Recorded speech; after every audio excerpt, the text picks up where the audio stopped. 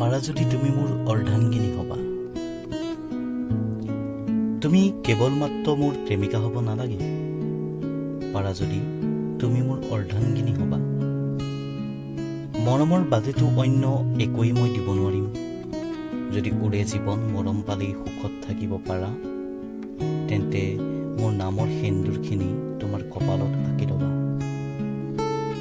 তোমাক প্ৰশ্ন কৰাৰ অনুমতি দিব নোৱাৰিম মই। মোৰ প্ৰতিটো কথাৰ জনাৰহে স্বাধীনতা তুমি পাবা। তোমাৰ নামত সম্পত্তি লিখিবলৈ একোৱেই নাই মোৰ, কিন্তু মোৰ কবিতাবোৰ সদায় তোমাৰ নামতে পাবা। পাৰা যদি তুমি মোৰ অৰ্ধাংগিনী হবা। নহয় মই ৰাজকুমাৰৰ দৰে সৌন্দৰ্যৰে ভৰপূৰ, অথবা নাই তোমাক সপোনত দোলা দিয়া কোনোবা বীৰৰ দৰে মোৰ সুঠা মিতি দেহা, কিন্তু মোৰ হৃদয়খনত একমাত্ৰ তুমিয়ে অধিকাৰ পাবা। পাৰা যদি তুমি মোৰ অৰ্ধাংগিনী হবা।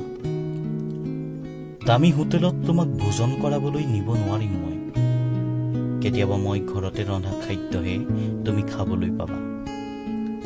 দুগালত সানিবলৈ দামী প্ৰসাধন মই দিব নোৱাৰিম। মই দিয়া হাঁহিটোতে তোমাৰ দুগাল ৰঙা কৰি ল'বা। পাৰা যদি তুমি মোৰ অৰ্ধাংগিনী হবা। ৰোমান্টিক চিনেমা দেখুৱাবলৈ হললৈ নিব নোৱাৰিম। আমাৰ ব্যক্তিগত জীৱনত ৰোমাঞ্চ তুমি ক্ষণে ক্ষণে পাবা। যিমানখিনি প্ৰেমৰ কথা কোনো উপন্যাসৰ পৃষ্ঠাত নাই, তুমি এনে জীয়া প্ৰেম কাহিনীৰ একমাত্ৰ নায়িকা হবা। পাৰা যদি তুমি মোৰ অৰ্ধাংগিনী হবা।